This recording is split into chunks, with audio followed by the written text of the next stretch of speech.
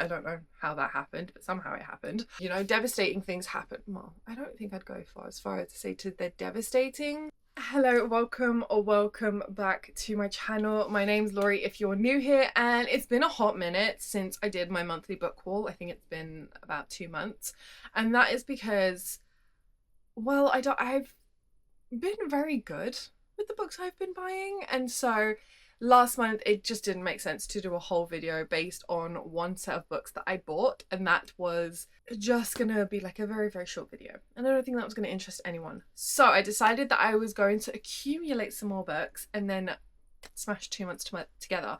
Today's book haul is all the books I bought in June and July. Now this is semi-cheating because we are basically at the end of July. We've got like a couple of days left, but I don't plan on buying any more books. Well, I have I'm lying.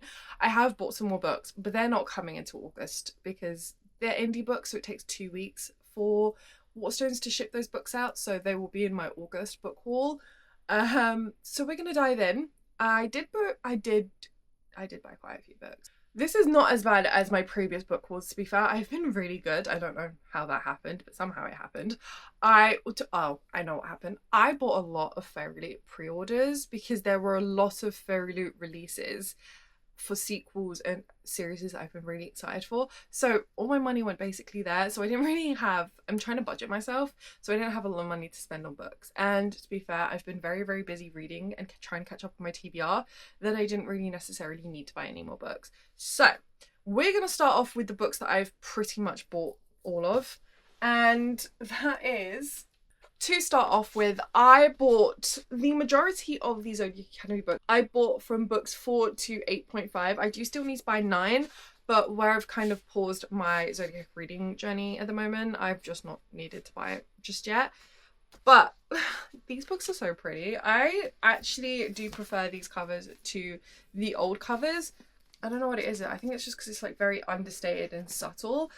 But I bought pretty much all the books of the Zodiac Academy that I needed to do my reading journey. I will have my part 2 reading vlog of me reading Zodiac Academy coming out this week. It will come out probably after this video goes out, and then part 3, I don't know when part 3 is going to come out, to be honest, because I've not felt any kind of itch to pick up books 8 and 8.5 and do the tandem read. You'll see in the reading vlog, but it was kind of just like it was consuming my life, and then at some point we just dropped off, and I just felt like I needed a break. I needed to read some fantasy romance books that were more well-rounded in terms of plot and development and just things happening. So I took a break, but I bought books 3 to 4 to 8.5, and I don't want to carry it, but I also bought books 1 to 5 of the Ruthless Boys of the Zodiac, which are right here, but I'm not taking them out because it's too long. But yeah, I knew what I was getting into with these books, and I knew that they weren't going to be the best things I've ever read, and that they would be consuming because of the drama and the characters.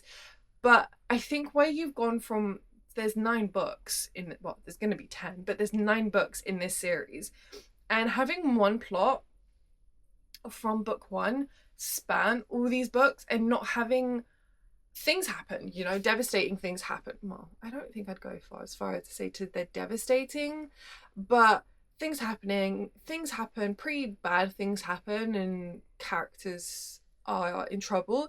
But it just feels like every cliffhanger tends to be the same version of each other. Like there's just a little bit of a difference, but it always ends the same way. You can always predict it's going to end in a massive way, I guess. I don't know. It's really hard to explain until you've actually read Zodiac Academy, but I don't find myself as attached to these books and these characters as I found that other people have been with Zodiac Academy. They're good, they're fine, but for me personally, I haven't found them to be anything to scream and shout about, and I did in the beginning, and now I'm just at a point where I'm just like, okay, enough. Like, at least introduce like 2 to 3 other plot points that develop throughout the books that kind of happen at a good steady pace, but it just feels like the first 90% we're following these characters. They're having their little dramas, their little conflicts, but nothing major in terms of plot. And I just feel like there was also really lacking on magic development and magic training, and just things that I think could have had their moment, didn't have their moment. So I was pretty disappointed about that, especially one major point that happened towards the end of, I don't know, what was it, book 6, but I can't say because I don't want to spoil it. But the reading vlogs that I'm putting out on these books are full spoilers. I talk in depth about everything that's happening at any point, so do be aware of that if you decide to watch the reading vlogs. But yeah, that's why I bought. So those books I bought in June, which is why I didn't need to do a book haul, because it's one sale. It's basically one realm of books. Anyway, diving in to the exciting ones. I got To Flame a Wildfire by Sarah A. Parker. This is the 3rd book in the To Bleed a Crystal Bloom series. This has been picked up traditionally. So I've been picking up the Waterstones exclusive edition because I have the indie hardbacks. But I find that these books are absolutely stunning. Verily have announced just recently that they're doing special editions of these books. I was contemplating getting them because I do really freaking love this series. Only having read the first 2 books, but I really love this series. But I think where I have 2 sets of books that are equally as stunning and do have art on them, I think I'm going to skip out because I don't have any room on my Sarah A. Parker's shelf for any more books. But I love the Waterstones edition of these books, and I'm so excited for this series to wrap up. I don't know how many books she's planning for this series, but I think she's concentrating on When the Moon Hatched trilogy before continuing the series. So I've not read the 3rd book in prep so that I can dive into the series when it's completed, because it's been years between releases and it's been too long for me. And the plot twists are devastating. I don't want to go through that again, waiting years for the next book, but I'm very, very excited for the series. Another re-release that I picked up is Duskbound by Greenwich and Lennox. I'm so excited to have hardbacks of these books because I absolutely adore the Asperian trilogy. I cannot wait for the 3rd book, but Riftborn was good. It was okay book. The ending made up for it. Duskbound is the best book in the series so far, and I think these editions are absolutely stunning, and I think being traditionally published is so well deserved because these books are phenomenal. I have yet to read The Ascended, but I was waiting for the books to be traditionally released to then dive back in so that I don't have to wait so long between releases. But I think the 3rd book has been announced, or was it the 2nd book in the Ascended trilogy? I can't duology. I can't remember. But I cannot wait to get back in this world and be back with these characters and then read the spin-off series. I'm so excited. I bought Night Witch by Jamin Eve. This is the 2nd book in the, I think it's the Weatherstone College, but it is one of my favorite like witchy academia bingeable obsession enemies to lovers read, and I love them. I love the characters. I love the MMC, how broody and mysterious he is, and then how he completely explodes in Night Witch. I've already read this, to be honest. I read this pretty soon after its release. I went to go pick it up specifically to read as soon as possible because I love Spellcaster and I was so excited for this release. So I already read it. But this is just one of those books that I could see myself rereading over and over and over again. And I'm so happy. I'm so happy that I discovered this book because I've read Jamin Eve's other works, but they weren't as good as Spellcaster. So if you're looking for a witchy academia, like hooking read that's going to have you absolutely swooning and obsessed, I so recommend Spellcaster. I finally got my hands on Daggermouth by H.M. Wolf. I am planning on doing a dystopian reading vlog because I'm just loving dystopian romances at the moment, and I have quite a few.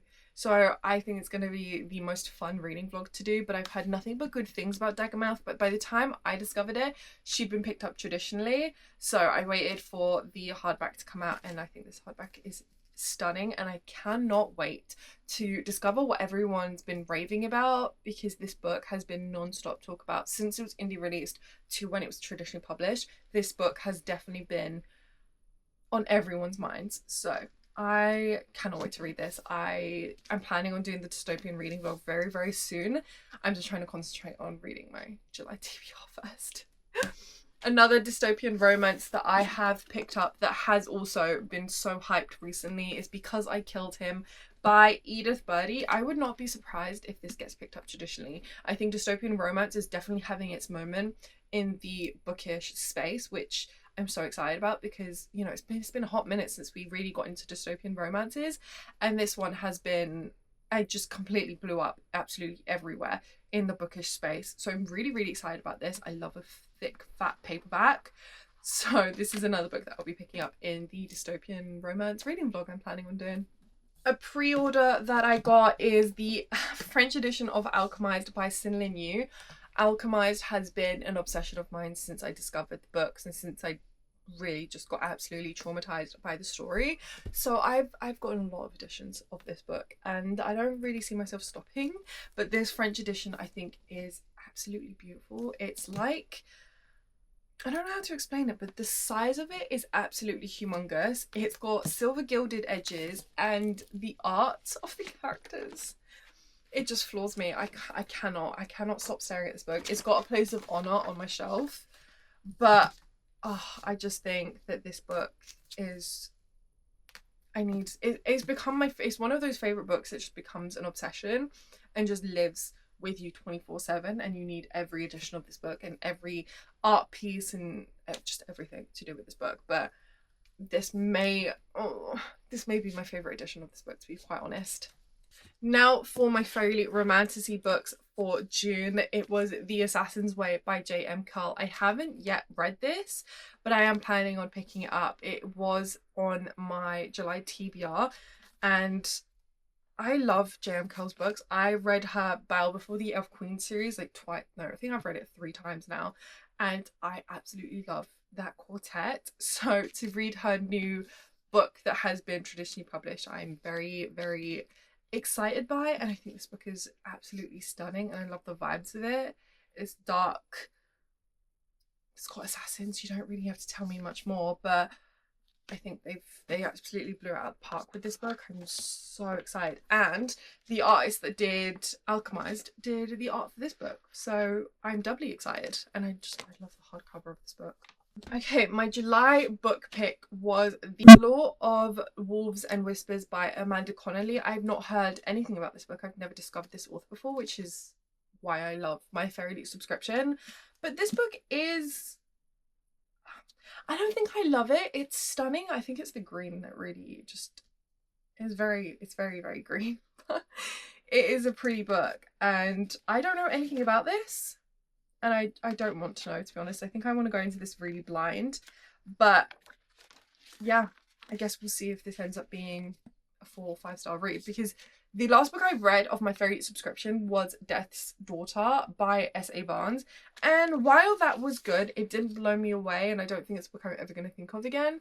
So I'm desperate to find a new author that I absolutely love and becomes an author by author, because I do get too stuck on reading authors that I've previously discovered and then picking up all their books. I was absolutely blessed enough to receive an arc of The Lion and the Deathless Dark by Carissa Broadbent. I've already read this. I flew through this. This is one of my anticipated books of the year because it is the final duet in the Crowns of Nyaxia series, which is insane because I've been reading Carissa Broadbent for years, and the fact that we're now at the final duet is insane to me. But oh my god, I am so happy with the way this book is written, the way this book ends. I think it's pure Carissa Broadbent. It's intriguing, it's consuming, it's hooking, it's an accumulation of everything that's been building up since book 1, and I just love the intention she put behind this book. Like, you could really see that she loves this book in the world that she's written, and she really made sure to tie it all together and to show you that everything you've been reading is for this final book, if that makes sense. But oh my god, I cannot wait for the final book. I'm also very devastated that it's going to be the final book in this world, but it's absolutely insane. So if you haven't read the Crowns of Nyaxia series yet, let this be your sign, because all the books from books 1 to the standalones, they all come together for this book. It's all, she weaved the web really, really well. And the final book, which is also a re-release, is Kissed by the Gods by Kathy Rogan. I read this book months ago and it was exactly what everyone has been saying. It was so unique, and I found that the character was just a hit from the get-go. You were thrown into it from the get-go. Action was happening, the plot was there from page one. That is what absolutely just sucked me into this book and this world. And then you added in flying horses, warriors, humans blessed by the gods, and then add in conspiracies, rebellions, and secrets. You've got a book right there, and this is that in spades. So if you haven't read Kissed by the Gods by Kathy Rogan and you love female warriors, kick-ass FMCs, and just things that are constantly happening from page to page with no boring bits in between, and that just constantly has things going for it and things developing and characters coming together and, you know, drama, this is the book for you, and I highly recommend reading it. But that's it for my book haul. I feel like I did really well. I don't feel like there's that many books. I do think that the next couple months will be a lot heavier because I'll have a lot of Fairy Loot pre-orders coming in the next couple months, which to be honest, I'm really excited for because they are some of my favourites. I've really been buckling down on only pre-ordering fairy of books that I have read from previously and absolutely loved, or from authors that I've read from and I know that their work is going to be a 4 stars or above. So that is it for the June-July book haul. I really hope you enjoyed this video. Please let me know if you'd like me to continue doing it, if you prefer it bi-monthly or monthly. I hope you enjoyed. Please like, comment and subscribe. You can find me on all socials as Lauriereadz, and I will see you in the next one. Bye.